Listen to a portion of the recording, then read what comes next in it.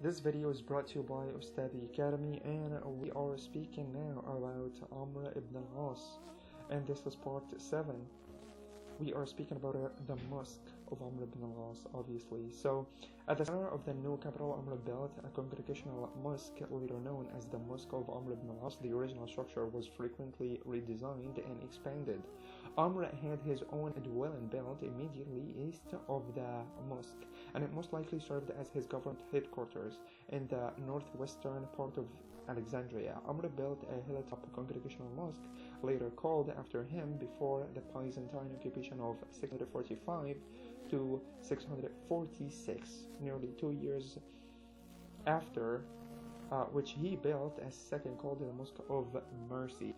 As per the 641 treaty with Cyrus, who was basically ruling Alexandria, Amr imposed a poll tax of 2 gold dinars on non-Muslim adult males. He imposed other measures sanctioned by Omar that entailed the inhabitants' regular provision of wheat, honey, oil, and as a subsistence allowance for the Arab troops. He had these goods stored in a distribution warehouse called Dar al-Rizq. After taking a census of non-Muslim, he further ordered that each Muslim be annually supplied by the inhabitants a highly embroidered wool robe, which means Egyptian ropes, were prized by the Arabs.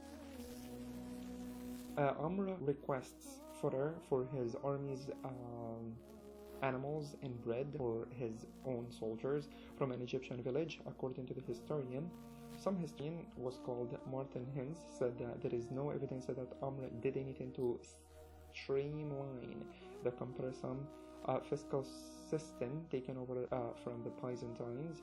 Rather, the upheavals of conquest can only have made the system more open to abuse than ever. After entering Alexandria, Amr invited the Coptic Patriarch Benjamin to return to the city after his years of exile under Cyrus. The Patriarch maintained close ties with Amr and restored the monasteries of Wadi al-Natrun, including the Saint Monastery, which functions until the present day. According to the historian Hugh N. Kennedy, who said that Benjamin played a major role in the survival of the Coptic Church through the transition to Arab rule.